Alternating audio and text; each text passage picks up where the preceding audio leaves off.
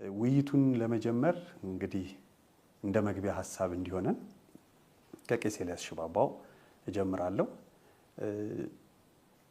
እንግዲህ ብዙ ትምህርታችን ቀደም ሲልም በቄስ ታዬ እንግዳ በተገለጸው መሰረት አሁን መጀመሪያ እንደው ቅድሚያ በውይይታችን መያዝ አለበት ብዬ የማስበው ነገር መጽሐፍ ቅዱስ ላይ ስለ ኢየሱስ ክርስቶስ ሲናገር ሰው የሆነ ክርስቶስ ይለዋል በግልጽ ማለት ነውና ምን ማለት ነው?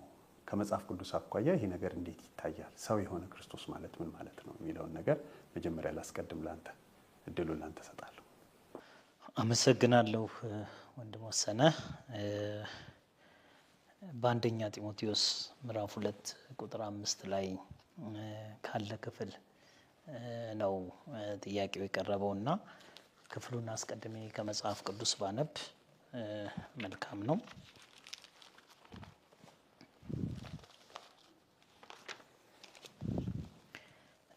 አንደኛ ጢሞቴዎስ ምዕራፍ 2 ከቁጥር 5 ላይ ሙሉን ሐሳብ እንድንረዳ ከቁጥር 4 ጀምሬ ያነበዋለሁ። ሰዎች ሁሉ ሊድኑና እውነትን ወደ ማወቅ ሊደርሱ በሚወድ በእግዚአብሔር በመድኃኒታችን ፊት መልካምና ደስ የሚያሰኘው ይህ ነው። አንድ እግዚአብሔር አለና በእግዚአብሔርና በሰው መካከል ያለው መካከለኛ ደግሞ አንድ አለ። እርሱም ሰው የሆነ ክርስቶስ ኢየሱስ ነው። ራሱንም ለሁሉ ቤዛ ሰጠ። ይህ በገዛ ዘመኑ ምስክርነቱ ነበር። እኔም ለዚህ ነገር አዋጅ ነጋሪና ሐዋርያ በእምነትና በእውነት የአሕዛብ አስተማሪ ለመሆን ተሾምኩ። እውነትን እናገራለሁ፣ አልዋሽም የሚል ክፍል ላይ ሰው የሆነ ክርስቶስ ኢየሱስ በእንግሊዝኛው ዘማን ክራይስት ጂሰስ በሚል የተቀመጠ ክፍል አለና በዚህ ዙሪያ ያለውን ትክክለኛ አመለካከት እንድናገር ነው። እግዚአብሔር ይመስገን። የተጠየቅኩት የክርስቶስ ሰው መሆን ሚስጥር አግባብን ማወቅ ስለ ክርስቶስ ያለንን አመለካከት በትክክል ለመቃኘት ያግዘናል። ይህም እርሱ ክርስቶስ ኢየሱስ ራሱ ይናገር እንደነበረው ነው። በመጽሐፍ ራስ ስለኔ እንደተጻፈ እያለ ይናገር እንደነበረው እንግዲህ ርዕሳችን ሰው ስለሆነው ክርስቶስ ኢየሱስ ነው የምንነጋገረው። ከዚህ በፊት በነበረን ስለ አምላክነቱ ስለ ዘላለማዊ ማንነቱ በጥልቀት በስፋት ተዳስሷልና ትኩረቴ ሰውነቱ ላይ ነው። ስለ ሰውነቱም ሲናገር በመጽሐፍ እንደተጻፈ በመጽሐፍ ራስ ላይ በመጽሐፍ ጥቅልል ይል እንደነበረው የእግዚአብሔር ቃልን ማዕከል ያደረገና የእግዚአብሔር ቃልን መሰረት ያደረጉ ነገሮችን ነው ለመናገር የምፈልገው። ይህ ትምህርት ያው የክርስቶስ ሰው ነው የሚለው ትልቅ እውቀትና ትልቅ አስተምሮ በመጽሐፍ ቅዱስ መሰረት ሲሰጥ ከፍጥረታዊ ሰው ጋር አንድ አይነት ስለሆነ ሰው አይደለም እና ፍጹም ልዩነት ያለው በምንጩ በማንነቱ ግን ተለያይቶ ሰው ስለሚባለው ክርስቶስ ኢየሱስ የምንነጋገርበት ነው። ለዚህ አስተምሮ ደግሞ መጽሐፍ ቅዱሳዊ ማስረጃዎችን ዋቢ በማድረግ ነው የምንናገረው። እንግዲህ በክፍሉ ባነበብኩት የመጽሐፍ ቅዱስ ክፍል ላይ እንዳነበብ ነው እንደምታስተውሉትም ይሄ ሰው መካከለኛ በሚል ነው የተነገረለት እና ይሄ መካከለኝነት የምን መካከለኝነት ነው? እሱንም ቢሆን በዝርዝር መነጋገር ያስፈልጋልና ክርስቶስ ሰው ነው። የሰውነቱ ምክንያት መጽሐፍ ቅዱስ ክርስቶስ ሰው የሆነበት ምክንያት መካከለኝነት ወይንም የክህነት አገልግሎት እንደሆነ ነው የእግዚአብሔር ቃል የሚያስተምረንና እንግዲህ ጥያቄያችን የሚያጠነጥነው ይሄ ለድህነታችን አስታራቂ ሊሆን ቤዛ ሊሆነን የመጣ ሰው የሆነ ክርስቶስ ፍጥረታዊ ሰው አይደለም፣ ወይንም እንደ ምድራዊ አይነት የሰው አይነት አይደለም በሚል ነገር ላይ ነው የምናገረውና ይህንን መንገድ ጠራጊው ዮሐንስ የተባለው የጌታን መንገድ ከፊት እየጠረገ የመጣው አስቀድሞ ያወጀው ምስክርነት ነው። በዮሐንስ ወንጌል ምዕራፍ 3 ቁጥር 31 ላይ እናገኘዋለን።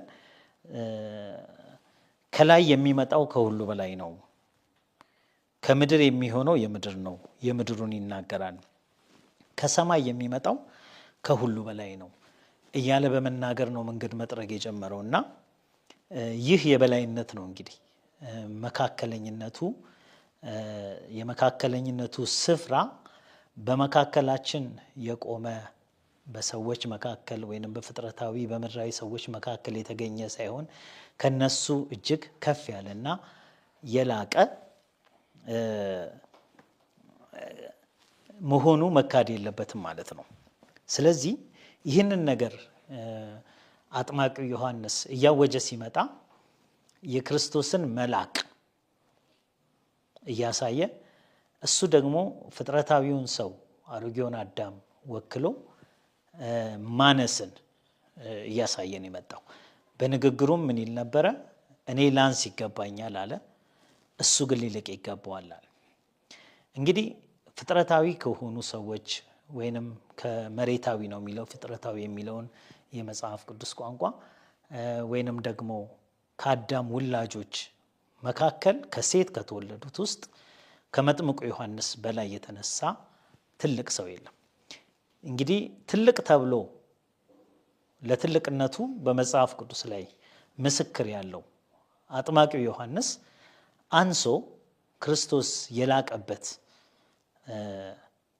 ማነጻጸሪያ ምንድን ነው ካልን ሰውነት ነው። ግልጽ በሆነ መልኩ ሰውነቱም የሚልቅ ነው፣ መካከለኝነቱም የሚልቅ ነው። ስለዚህ ይሄ አጠቃላይ የሰው ልጆችን የማነስ አስፈላጊነትና ክርስቶስን የማላቅ አስፈላጊነት ትልቅ ቦታ የሚሰጥ የአዲስ ኪዳን መክፈቻ ቃል ነው። ስለዚህ እንደ ትክክለኛ የመጽሐፍ ቅዱስ ተማሪና የመጽሐፍ ቅዱስ አክባሪ ሰው በክርስቶስ ላይ ያለን አመለካከት ሲቃኝ ክርስቶስን የሚያልቅ መሆን አለበት፣ ሰውን ደግሞ የሚያሳንስ መሆን አለበት። ይህንን ነገር ለመነጋገር ይህ ሰው መካከለኛ ሊሆነን የመጣው አዲሱን ሰው ክርስቶስን ነው። ካህናችን ነው። ክህነቱ እጅግ የላቀ በሰማያት ከፍ ከፍ የተደረገና ከፍ ያለ ነው። ስለዚህ የክህነቱን ስፍራ ለማሳየት ያክል የሰው ልጆች መካከለኛ እንዲሆኗቸው በብሉይ ኪዳን በአባቶችና በነቢያት ዘመን ያስገቧቸው መካከለኞች ነበሩ። እንደ አማራጭ መካከለኛ እንዲሆኗቸው ወደ እግዚአብሔር እንዲያቀርቧቸው ያቀረቧቸው መካከለኞች በሙሉ ፍጡራን የሆኑ መሰሎቻቸውን አቅርበዋል። መጽሐፍ ቅዱስም በዕብራውያን መጽሐፍ ላይ ሲናገር ከሰዎች መካከል ተመርጠው ይላል። ከነዛ ምድራዊ ሰዎች መካከል ተመርጠው እኩዮቻቸው የሆኑ ግን የተሻሉ የሚሏቸውን ለክህነት አቅርበው ነበር መካከል እንዲገቡ። ይህ ግን ፍጹም አላደረገም ይላል መጽሐፍ ቅዱስ። ስለዚህ ሰዎች ያቀረቧቸው መካከለኞች ሁሉ እኩዮቻቸው ወይንም ደግሞ ውላጆቻቸው ከነሱ ጋር አንድ አይነት የሆኑ አዳማውያን መሬታውያን ከምድር አፈር እንደ አዳም የተዘጋጁ ሰዎች ሰውን ወደ እግዚአብሔር ሊያቀርቡ ስላልቻሉ በአዲስ ኪዳን ተራው የእግዚአብሔር ሆነ። መካከለኛውን የማስገባት ተራው የእግዚአብሔር ሆነ። ስለዚህ አሁን ዮሐንስ መጥምቁ እንደነገረን መካከለኛው ከሰማይ መጣ የሚል ትምህርት ነው ያለው። መካከለኛው ከላይ መጣ። ስለዚህ ከላይ መጣ የሚለው ንግግር ምንጩ መለኮት እንደሆነ፣ ምንጩ እግዚአብሔር እንደሆነ፣ ምንጩ ምድራዊ እንዳልሆነ የሚናገር ነው። ይህንን እውነት በዕብራውያን መጽሐፍ ምዕራፍ 7 ቁጥር 26 ላይ አዲስ ስለገባው የአዲስ ኪዳን መካከለኛ ስለሆነው ሰው ስለሆነው ስለ ክርስቶስ ሲናገር በአምስት ከፍ ባሉ ቃላት ቅዱስ፣ ያለ ተንኮል፣ ነውር የሌለበት፣ ከኃጢአተኞች የተለየ፣ በሰማያት ከፍ ከፍ ያለ በሚል የመካከለኝነቱን ደረጃ እጅግ እንዳላቀው ያሳያል። በተለይም አራተኛውን ከኃጢአተኞች የተለየ ለየ ማለት ግልጽ ነው፣ ልዩነት ፈጠረ ማለት ነው። ስለዚህ መካከለኛውን የማስገባት ስራ የእግዚአብሔር ሲሆን፣ ተራው የእግዚአብሔር ሲሆን፣ ከሰማይ የሚጠበቀው መካከለኛ ሲመጣ መካከለኛው የእግዚአብሔር የሥጋ ሰውነት ተባለ። በፊት የኛን አይነት ተፈጥሮ ያላቸውን ሰዎች አስገብተን ፍጹም አላደረገንም። አሁን ግን ፍጹም የሚያደርገንን እግዚአብሔር የሚቀበለው አይነት የማስታረቅ ስራ የሚሰራበትን የመካከለኝነት ስራ በአዲስ ኪዳን ሰው የሆነው ክርስቶስ ኢየሱስ ከሰማይ በመጣው ማንነቱ ገባ። ስለዚህ መካከለኛው አስቀድሞ እንደተነገረው መለኮታዊ ባህሪ ያለው የመለኮት ሙላት የሆነ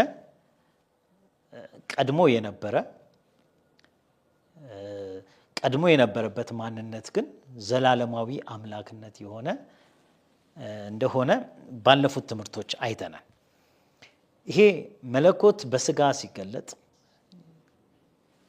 የገባው የስጋው ሰውነት ሞቱ፣ መከራው፣ ስቃዩ ሰዎችን የማስታረቅ ስራ የሰራ መካከለኛ ሰው ሆኖ በመለኮትና በሰዎች መካከል የምልጃ ስራ ፈጽሟል። ስለዚህ መካከለኛ እንደኛ አይነት ሰው ካልሆነ አያድነንም የሚል አስተሳሰብ ሊኖራቸው ይችላል። አንዳንዶችም በጣም ይናገሩታል።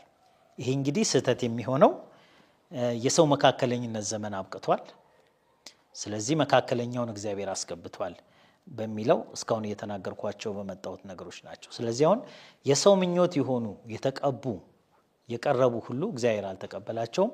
አሁን የእግዚአብሔር ሐሳብ የሆነው ክርስቶስ መካከለኛ ሆኖ ገብቷል። ስለዚህ ክርስቶስ ኢየሱስ ሰዎችን ማንነቱን ይጠይቅ ነበረ። በተለይ አሁን የኛ ካልሆነ አያድነንም የሚል ግምት ካለን ይሄን ነገር በደንብ ብንሰማው ጥሩ ነው። ክርስቶስ አዲሱ ሰው ነው እንጂ አሮጌው አይደለም። መንፈሳዊ እንጂ መሬታዊ ወይንም ፍጥረታዊ አይደለም ብለን ማመን አለብን። እንደ እግዚአብሔር ቃል እርሱ የእግዚአብሔር ክርስቶስ ነው እንጂ የኛ ክርስቶስ ሊሆን አይችልም። ፍጥረታዊውን ነፍስና አእምሮ ከሰው የወሰደ በተለምዶ አባባል የነሳ ወይም የተቀበለ አይደለም። በስትንፋሰ እግዚአብሔርም ሕያው ነፍስ የሆነ አይደለም። እርሱ የእግዚአብሔር ክርስቶስ ሕይወትን የሚሰጥ መንፈስ ነው። ስለዚህ እርሱ የሕይወት ምንጭ እንጂ ሕይወትን ተቀባይ ፍጡር አይደለም። ይህንን ሰው የኛ የፍጡራን ባልንጀራና ዘመድ ወይንም ውላጅ ልናደርገው አይገባም። እኛን ካልሆነ እኛን ማዳን አይችልም የሚለውን አስተሳሰብ መጽሐፍ ቅዱሳዊ የጥቅስ ማስረጃ የእግዚአብሔር ቃል ማስረጃ ስለሌለው የሰው ሐሳብ ብቻ ሊሆን ይገደዳል ማለት ነው። በታሪክ ሰዎች እንግዲህ ያስተዋወቁን አንዳንዶች ታሪካዊ ክርስቶስ የሚሉት አንዳንዶች በተለያየ ዘመናት ሲጽፉለት ሲናገሩት በኖሩት እና ብዙም አብዛኛው ሰውም የሚስማማበት የሚከተለው ሊሆን ይችላል። ብዙ የእምነት መግለጫዎችና ክሪድ ሲዘጋጅለት የኖረው ክርስቶስ ከእግዚአብሔር ዘንድ ከተገለጠው የሰው አይነት በጣም የተለየ ሆኖ ይታያል። በዚህ ምክንያት መጽሐፍ ቅዱስ ክርስቶስ በሚናገረው መጽሐፍ ቅዱስ የሚናገርለት ክርስቶስና ሰዎች ሲጽፉለት የኖሩት ክርስቶስ መካከል ሰፊ ልዩነት አለ። ኢየሱስ ደቀ መዛሙርቱን ስለማንነቱ በጠየቃቸው ጊዜ ጴጥሮስ የመለሰው ሉቃስ 9:20 ላይ ያለ ጥቅስ አለ። አንተ ከእግዚአብሔር የተቀባህ ነህ የሚል መልስ ነው። በዚህ ምክንያት የእግዚአብሔር ክርስቶስ የሚል ትልቅ የመጽሐፍ ቅዱስ ቃል አለን ማለት ነው። ሌሎች እንግዲህ አንዳንዶች የምንላቸው ከቅዱስ ቃሉ አፈንግጠው ከታሪክና ካስተምሯቸው አንጻር መሬታዊውን ስጋና ነፍስ ያደረጉት ክርስቶስ ከእግዚአብሔር የተቀባ ከተባለው ዘ ክራይስት ኦፍ ጋድ ከምንለው ጋር በሉቃስ 9:20 ላይ ከተጻፈው ጋር እየተመለከትን በዚህ ጥናት ልዩነቱን መረዳት አለብን። በጣም አስፈላጊ ውይይት ነው ይሄ ውይይት። የእግዚአብሔር ክርስቶስ በዚህ ክፍል አሁን እኛ እየተወያየንበት ባለነው ነገር ላይ በብሉይ ኪዳንና በቀደሙት ነቢያት አባቶች ዘንድ ትልቅ ስፍራ ያለውና የተስፋ ቃላቸው የነበረ ከእግዚአብሔር ዘንድ የሚወጣ መድኃኒትን ሲጠብቁበት የነበረ ነው። ስለዚህ ሌሎች በንግስናም በክህነትም ይሁን በነቢይነትም ወይንም በመስፍንነት መሃል እየገቡ ያላደረሷቸው የማያልፈው የህይወት ኃይል ላይ ይሄ የእግዚአብሔር ክርስቶስ እንደሚያድናቸው ተስፋ ያደርጉና ይጠባበቁ ነበር። ስለዚህ የሰው ክርስቶስና የእግዚአብሔር ክርስቶስ መካከል ልዩነት መኖሩን በደንብ በስፋት ለማየት አንድ ነገር ብቻ ጠቅሳለሁ። ስምዖን የተባለ በመንፈስ ቅዱስ የተረዳ ካህን ነበረ። ይሄ ከእግዚአብሔር ዘንድ የተገለጠ ሰው ወደ ምድር በመጣበት በስጋው ወራት ከተናገረው ውስጥ ወይንም ደግሞ መጽሐፍ ቅዱስ ስለሱ ከተናገረው ነገር ውስጥ ምኞቱ በእግዚአብሔር የተቀባውን ሳያይ እንዳይሞት ይለምን ነበረ። በጌታ የተቀባውን ሳያይ እንዳይሞት ይለምን ነበረ እና እምነቱ በእግዚአብሔር ክርስቶስ ላይ ያረፈ ስለነበረ የእግዚአብሔር ክርስቶስ እስኪገለጥ ድረስ በህይወት መቆየት ችሏል። እግዚአብሔር ይመስገን። ስለዚህ በዘመኑ ይሄ ነገር ሲፈጸም የተናገረው ነገር ምንድነው የሚለው?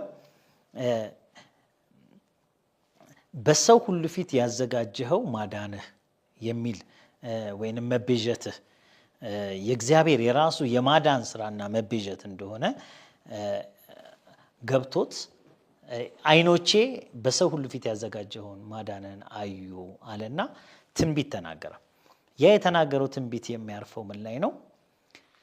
ይሄ እግዚአብሔር ክርስቶስ ይሄ ከሰማይ መካከለኛ ሆኖ የገባው ሰው የመውደቅና የመነሳት ምልክት ነው አለ።